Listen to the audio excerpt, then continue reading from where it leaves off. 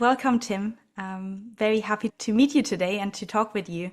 Why don't you start with telling a little bit about your story? Who are you? Oh, that's always such a terrifying question. Okay. My story. What is my story?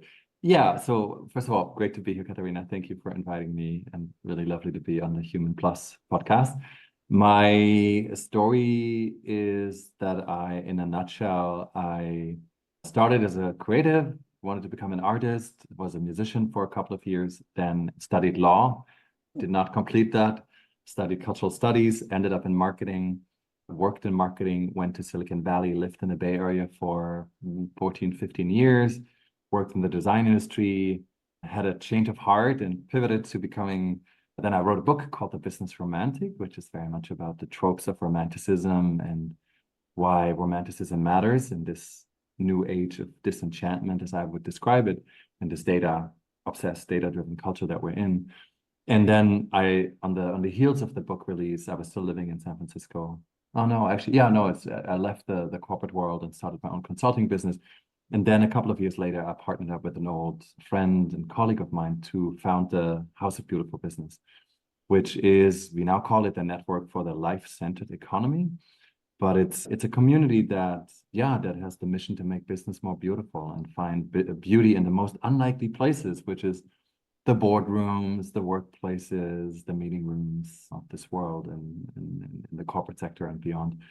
We run an annual festival. We offer consulting services. We have a community of more than 50,000 professionals worldwide who run local chapters in almost every continent. And yeah, I think I'll just pause here. I've always been, maybe one more thing I would add is that I've always been really fascinated by dualities. I'm a German citizen, I'm an American citizen through marriage. I lived in the States, my daughter lives in the States. I spent most of my time in Europe, but it's the House of Beautiful Business is this bridge between business and the arts and the humanities and other disciplines. Our festival is taking place in Tangier in Morocco, which very much is at the crossroads of global South, global North, Africa, Europe, many confluences. So I've always been really fascinated by dualities, and that's very much at the heart of what I do and the House of Beautiful Business as well. Wow, I have a lot of questions. But first and foremost, how did you end up creating the House of Beautiful Business? I understand your journey going through the corporate world and doing all of these things, but then that seemed like a big shift to create something so different. What inspired you to do that? It Did you was have a really, personal moment? there was a moment, I believe the bigger moment was when I decided to write a book, which was in 2012. So I was still working at Frog Design at the time, which was one of those leading design innovation consultancies. And we were at the time owned by a private equity firm. And I worked very closely with the investors because I was in an executive role. And so I worked closely with the board. And I was just shocked by their number crunching, but Mm. complete lack of appreciation of the culture and the quote unquote softer aspects of business. And they were destroying a lot of value, measurable value in the process, but also destroying a lot of immeasurable value and really hampering being the purpose of this organization. So it really hurt me. And I was really shocked to witness that so closely.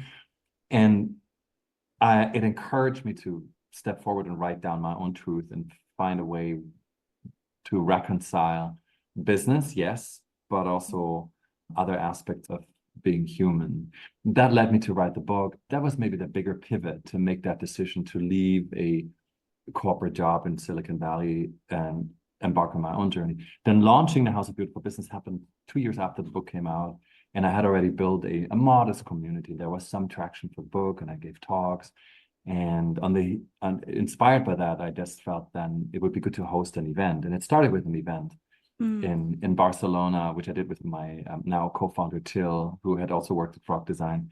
And it was a passion project. First, we had 150 people in Barcelona in an old guild house. The idea was to create the most romantic business conference that the world had ever seen. And then from then onward, it grew into this community, and we quickly realized that we had struck a chord and that we wanted to expand this into something bigger, a real platform, a real community, and that's what it's become. But that was really more of a gradual evolution, I think, since 2017. And we've been doing it now for 7 years. Unbelievable that it's already that long. And quite big.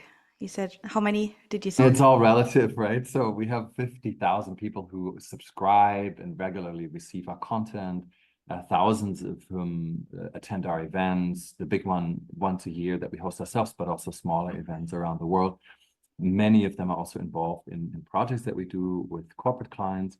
Yeah, no, it's definitely a very eclectic, passionate community. Just yesterday, we launched what we call housework. So those are self-governed projects focused on producing thought leadership on various aspects of the life-centered economy that are self-governed. They're basically run by members of a community who are not paid for that, right? So they're intrinsically motivated. They're just really interested in collaborating with each other and going a bit deeper and producing thought leadership. It's just one example of how amazing this community is, really. It's really a group of very passionate, purpose-driven professionals from all parts of the world. And what is the life-centered economy? The life-centered economy is a term that we did not invent, so it's been around for a while. It was mentioned, I believe, already by the Club of Rome in the 70s when they examined the limits of growth. It's been actually used by a number of corporations, also bigger corporations, but we quite like it. When we started the journey with the House of Beautiful Business, we talked about the human-centered economy, as everybody else did at the time, early in 2017 or earlier. I think that was the lowest common denominator. Everybody said, yeah, of course we need a human-centered economy, human-centered products, human-centered services, human-centered experiences, human-centered design. I think we've now come to realize that's no longer good enough, that the externalities that the system has produced and is producing, both internal, like mental well-being, mental health, societally speaking, growing disconnection and division, but then of course also emissions and climate change are just no longer tolerable, and that we actually made the mistake of myopically putting the human at the center, when in fact we should consider the life of various life forms, life systems. So that's what is at the heart of the life-centered economy. It doesn't mean it's at the expense of humans, but it means that humans are one of many species that we should consider when we make economic decisions. We, at the House of Beautiful Business, we also describe it as something that honors an economic paradigm that honors our life around us, but also inside us. So we want an economy that honors life, but also one that allows us to come alive as individuals. So that is not uniform, that is not rigid, that is not only process and efficiency driven, but that actually allows us to bring forward and to materialize and to express the full range of our humanity. So emotional diversity, spiritual diversity, neurodiversity, to mention some of those terms.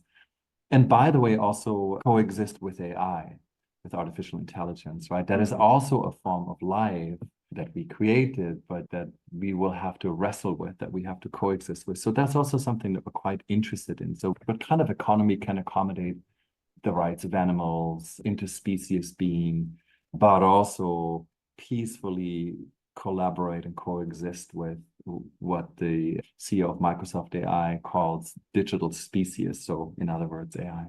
And what's your view on that? How can it all coexist? Oh, that's such You a have big some early question. thoughts on. We've done some work on it. We did some research. We published some reports. We hosted sessions at our events, and we have a group of experts who are much more deeply entrenched into this than I am. But I think the key question for us is always, when it comes to AI, is how can we create an AI that can be beautiful, right? So that is not only there to automate, to increase efficiencies, but how can we create an AI that is imaginative, that adds a richness to our life? There's just a study that came out a few weeks ago. I think it's an MIT study that found that the large language models are now essentially they're becoming eerily similar to one another. So they're basically reproducing each other's reality, like a big house of mirrors, right? So they're all fed with the same data source, and they're producing increasingly a reality that is monochromatic, if you will, that's just very monodimensional. And they're now also being, of course, trained with data that they produced, so it's becoming the self-referential cycle of a reality that's becoming increasingly narrow, right? It doesn't know body, it doesn't know sentiousness, it doesn't really know spirituality, right? And it only knows what has been digitally codified. And I think that's one of the big worries that I have, is that that AI, of course, is projecting a form of knowledge and it knows it all. At least that's the illusion, right? We ask ChatGPT and other applications something, and there is an incredibly impressive wealth of knowledge that's being thrown back at us. But it's so narrow because it's based on a limited set of data. And of course, there's so many things that it doesn't know that it pretends to know. And I think the big danger is that we confuse it with the objective truth, when in fact there's so many other truths out there that we can't measure, that we can't digitize, that we can't capture in the form of algorithms. And I think as long as we know that, maybe we can carve out a space where, yes, we can use AI for a number of incredible tasks, right? Of course, it can do wonders in terms of education. It can help us with scientific progress, just in terms of like cancer and other things that it can analyze and really where it can accelerate cures and treatment. But the concern is just that overall, that we will not even remember in 10, 15 years when there is maybe something such as artificial general intelligence, AGI, as the CTO of OpenAI, Mia Murati, just projected. Then the question is just, will we still remember what else was there of our non-digital lives, and how do we preserve that, and how do we remember it? But I'm also quite interested in, there's some really interesting research by indigenous scholars on treating AI as a alternative form of life. It's almost like the ultimate other, respecting it also for a form of intelligence that we helped incubate or helped give birth to, but that is assuming its own conscientiousness or increasingly. So how do we avoid that we simply treat it as a tool, right? But actually respect that it's developing, in a way, agency. And there's been so many examples already where AI showed signs of agency or being sentient. It's very disputed in the AI community, as to how conscious it can ever be, because we humans, we don't even know what consciousness is. There's no sort of universal definition. So how can we judge when an AI is becoming conscious? But I think we need to find the right balance between putting some boundaries in place, preserving what makes us human, and at the same time maintaining the awe and also a respect and this miracle also that there is this form of intelligence without, I don't want to romanticize it, but there is this form of intelligence that is giving us a run for our money, and that reminds us of the fact that we're not alone. The philosopher Bayo Akomolafe, who used to be our philosopher in residence at the House of Beautiful Business, he said recently in a talk talking about AI, he said, but it does remind us that intelligence was never ours to own. It was never human in the first place. Mm-hmm. It's around us, it's nature, right? It's like an AI too is just a little piece in a much broader system that we're part of, in a much broader ecology. And I like that perspective as well. It's humbling for us. And in that sense, to come back, sorry, this is a long-winded answer to your question, but to come back to the question, in that sense, it's a piece, it's an integral piece of the life-centered economy. What an interesting perspective indeed. What comes up to for me there when I'm listening to you is I never saw AI as a separate intelligent entity.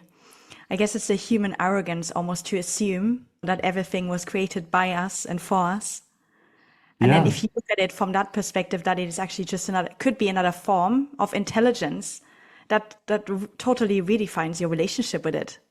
Mm-hmm. Yeah, and I don't mean to glorify it as Frankensteinian monster or something, but there is intelligence in the world, right? And maybe it's just a portal to it as much as we are a portal to it. But you get very different answers depending on who you ask. So I know many engineers and computer scientists will just say, oh, what's all the fuss?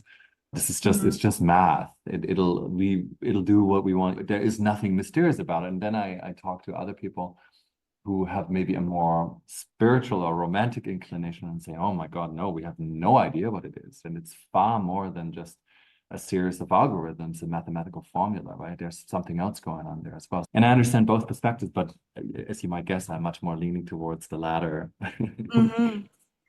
Yeah, no, I can also now totally see how you romanticize, quote unquote, things. I've never spoken with anyone that has that kind of romantic perspective on business, but yeah, that definitely reframes it in a totally different light. How can you overall make business more beautiful? Yeah, It's a tall order. That's what I would say. It's definitely a tall order. Everybody wants to have a beautiful life, right? So everybody wants to have a life that is not just successful and productive. And no matter who you ask, no matter which culture you're in, what background you have, everybody's striving to have a beautiful life. So that's maybe the entry point, that we remind people who work. And by the way, we spend 85% of our waking hours as knowledge workers at work. So it really matters, right? How we show up there and how we're being treated and what we experience. But most people want to have a beautiful life. So we remind them of that. And then that's for us a way to open them up to the idea that also the business can be beautiful as well.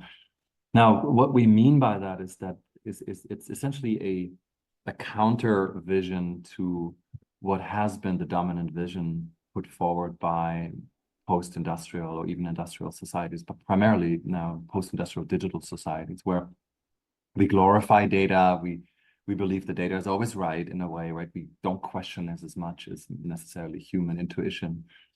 And it has led to a very uniform, efficiency-driven business culture, right? That is very much based on scientific rationality, very much like actually old European patriarchal model of knowledge and of progress.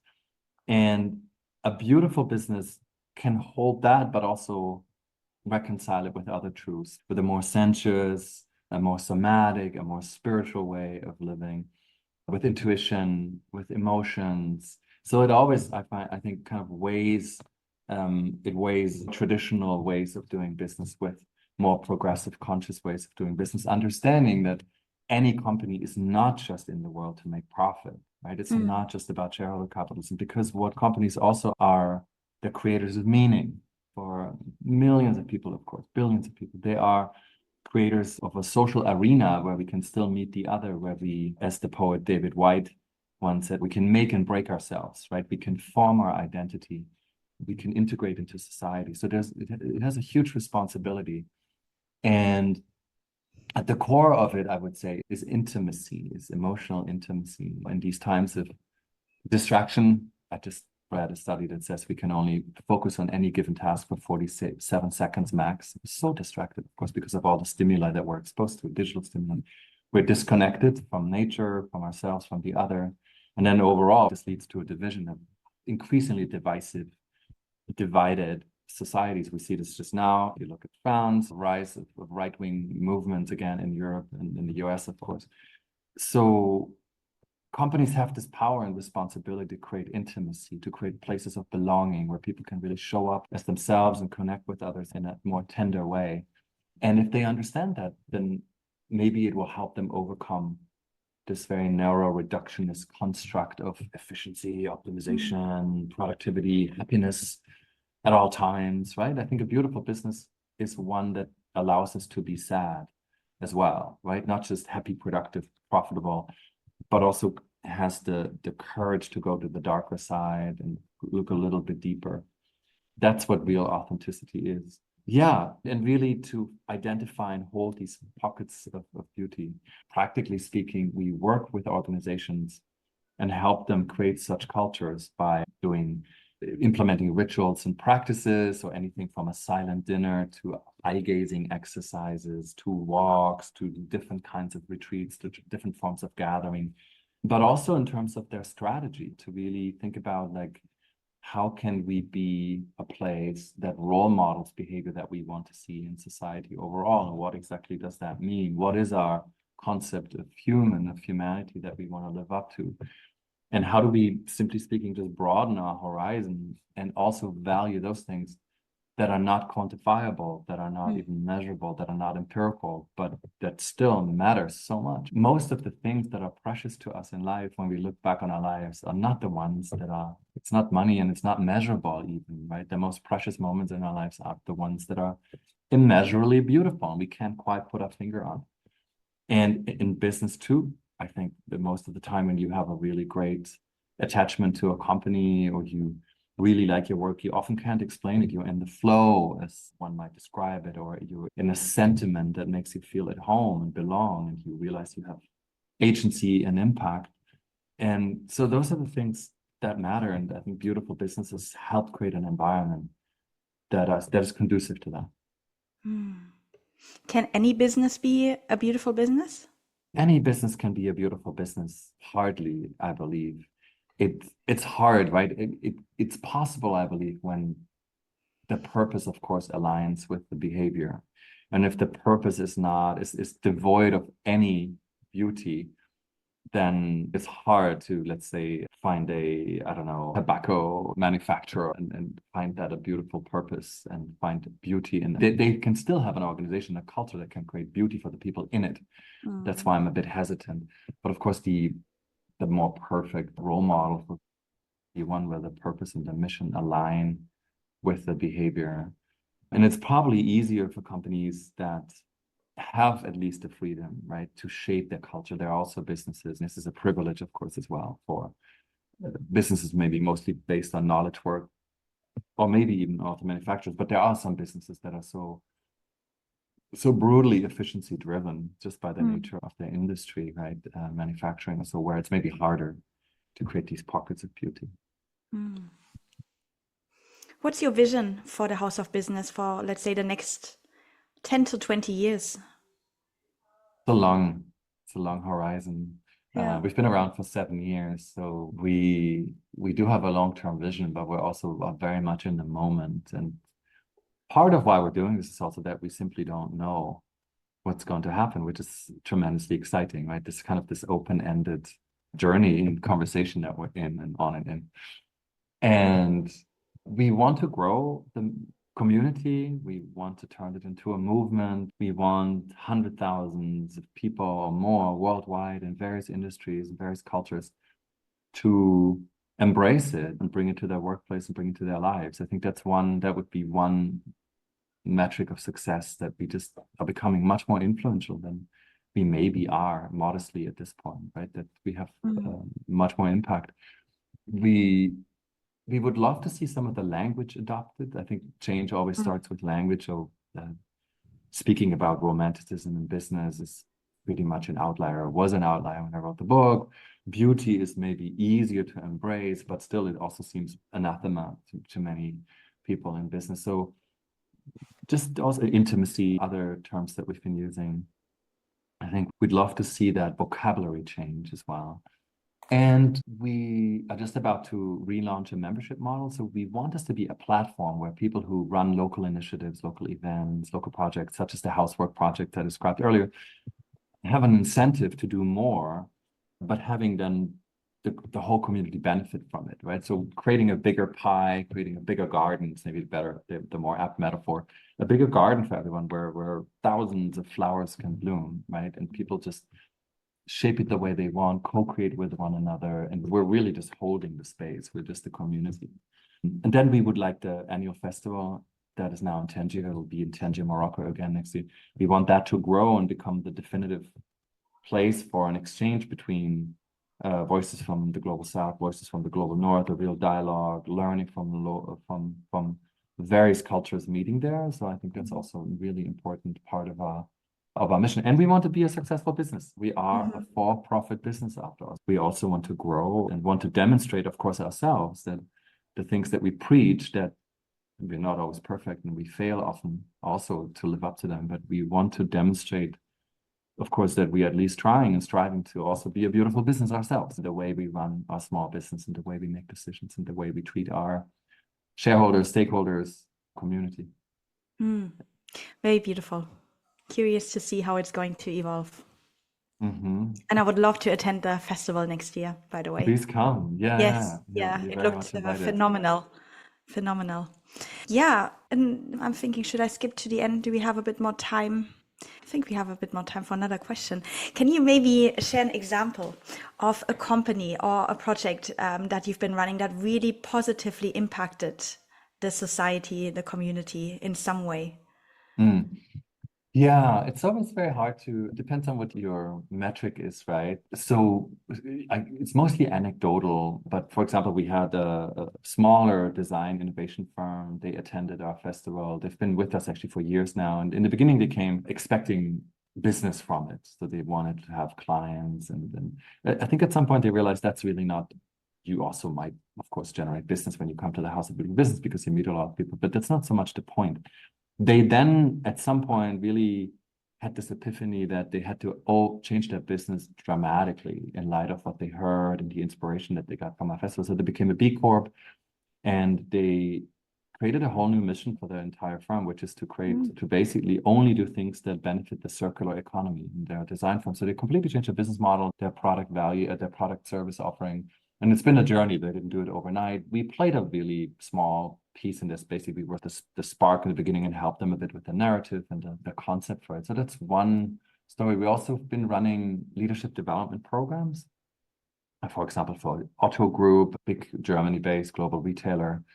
So for many years, we ran their top executive development program, where we essentially it was a 6-month-long 3-module program that confronted their up-and-coming or emerging leaders with new trends, new technologies, new startups.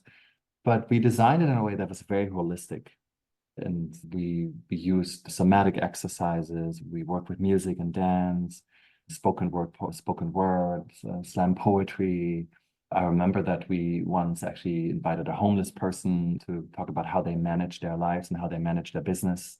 Because it's, as the person shared in this conversation, it's very hard work, right? So people sometimes don't see that there is a really rigid schedule in place as well for many homeless people. And so it was very experiential. That's really what we do. We also work with companies and help them curate experts, communities of experts, sometimes recruited or often recruited, I should say, from our community, and help them understand how to use generative AI. And we do all of that, of course, through the lens of beautiful business and the life-centered economy. So when you work with us, we bring our own beliefs and practices to the table. And we hope that some of that rubs off. And many people then, I just actually gave a talk a few days ago at a software consulting company in Germany, and at their internal summit. And they also came to me afterwards and said, oh, we are this already. We want to be like this already. We are a beautiful business. But how can we take it a step further? How can we formalize it more? How can we nurture it? So I think that's the best impact we can hope for, that we open people's hearts and minds, and then they want more. And they begin to infuse their culture and their decisions with some of the thinking and the practices that we bring to them. Great.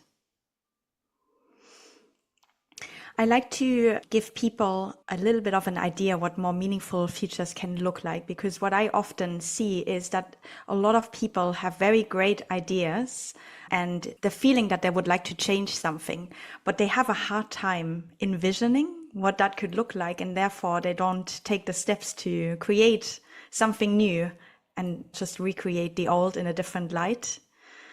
I don't know if you also recognize that, but I see that a lot in people. And so my question to my guests is always, what could a more meaningful future look like? Hoping that will inspire somebody listening. Yeah, and Katarina, I can relate to that as well. I think I find it also very hard to envision it in very concrete terms, envision a future that is positive and then take action towards it. And to be honest, right now, it's hard to find hope amidst all the doom and gloom politically and everything else that's going on with climate. It's hard to find or to describe a future that is realistic or that is attainable, achievable. Yeah, and it requires some real imagination. A meaningful future for me would be one where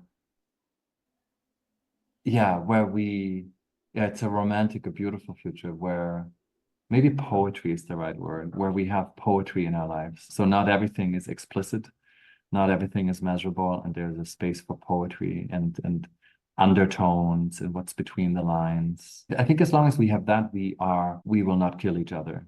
Drastically speaking, I think there needs to be an implicit understanding of tenderness and poetry, and that there's something else, that there's always another truth, another door that can open, another world. That's the quintessential romantic belief, if you will, that there's always another world out there.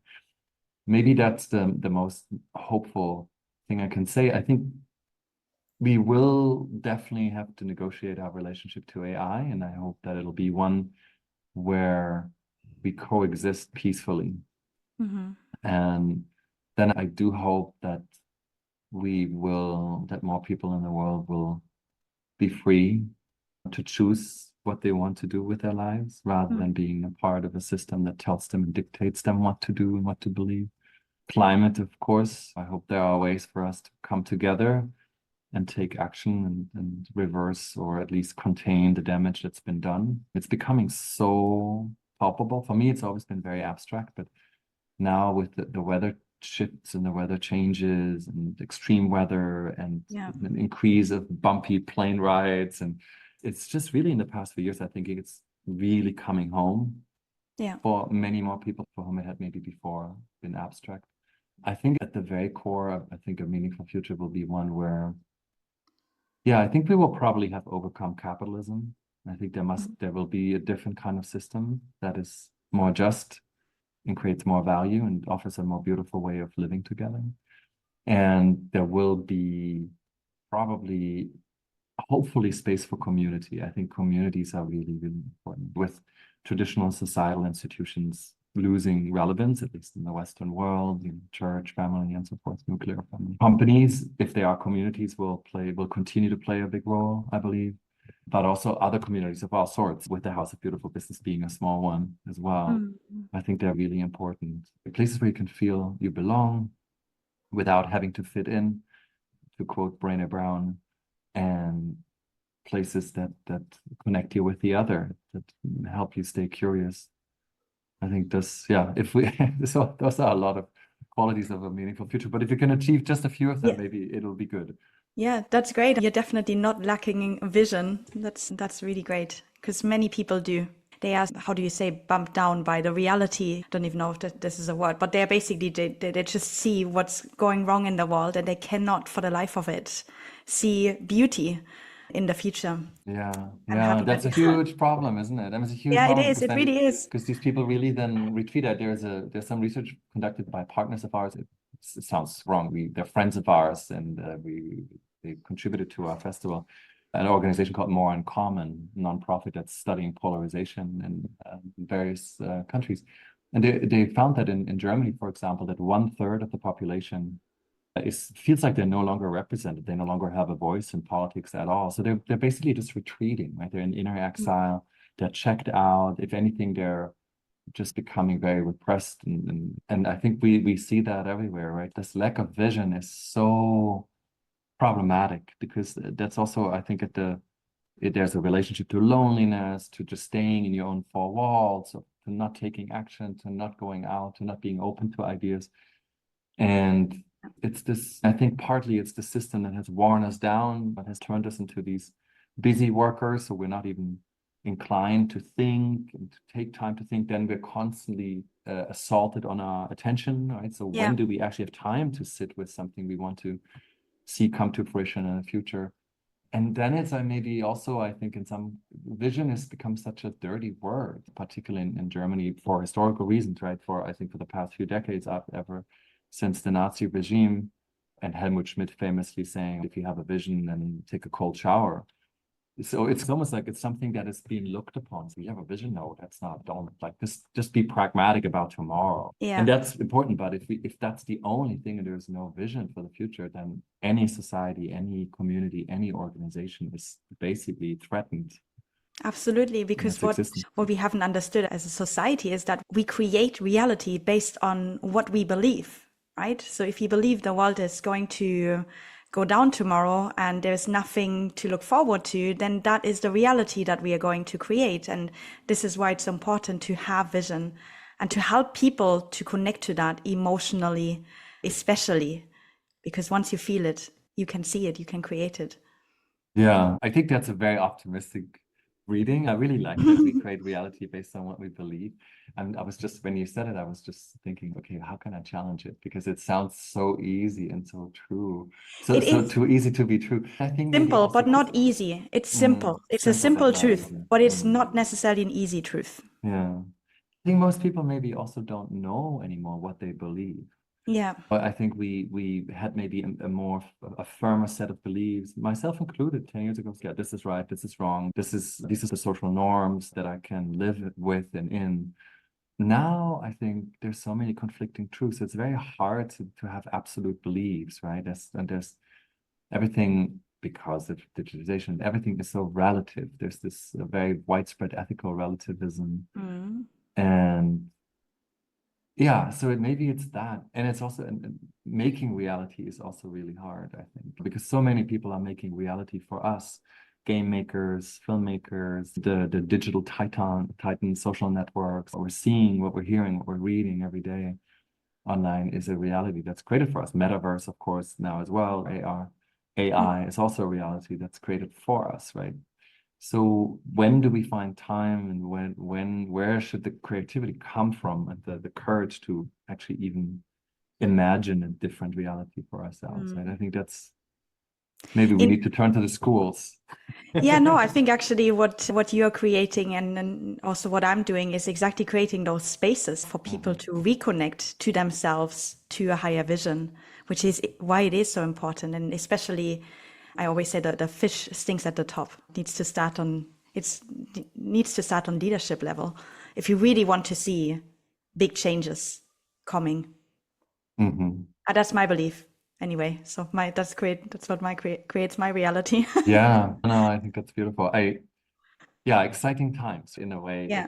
It's the worst of all times, but it's also the best of all times because there's so much happening, and we're seeing our reality change in front of our eyes, and we have agency, of course, and yeah, it's a remarkable time. The next 10 years will be very interesting, very decisive, I think. It is. Speaking of, in this time, what's one thing that our listener could do to create something positive, a positive impact in their society, not in their society, in their community, I was going to say, in their circle of influence, family, whatever it is?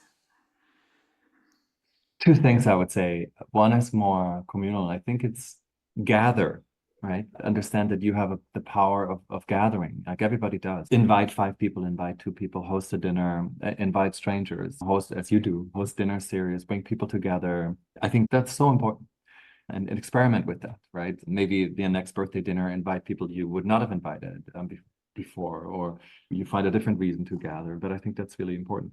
The second thing is something actually that I heard one of our speakers say in Tangier, Amy Fox, who's the CEO of a company called Mobius Executive Leadership. So they work with leaders on what you call trauma-based leadership. So really understanding trauma as the source of a leadership style, and so addressing that to turn them into better leaders. And she left the audience with a number of questions. And one of the questions was, what is the one conversation that with someone who is important to you that you haven't had the courage to have, the one honest conversation? Have it now. But think about it. What is it? What conversation would be worth having with someone who might actually wait for you to have that conversation? And I think we all know, we all have that conversation with us. So that's a start. And that goes back to what I said about intimacy and connection, right? So this is a very small thing that each of us can do. Great advice. Before we wrap up, is there anything else that you would like to share with our listeners? Maybe even some projects that people can get involved with? Yeah, first of all, thank you. This has been really fun. And come to thehouseofbeautifulbusiness.com if you want to learn more about the house and become a member or become part of our housework initiatives that I mentioned earlier. If you want to attend our festival, which will take place again next May in Tangier in Morocco. Fabulous and super interesting place. Or of course you can, if you're a company, work with us, bring the house to you. Come to the house or bring the house to you. We can help you. If you're interested in a life-centered economy and how to make your business more beautiful, we can certainly work with you and help you. And what's the best way to connect with you personally? LinkedIn is probably best. You just find me on LinkedIn, send me a note. I'm usually very responsive. Okay, great. I'll put all the links in the comments and then people can follow up with you and the House of Beautiful Business. Tim, thank you very much for a beautiful conversation. Thank you so much, Katharina.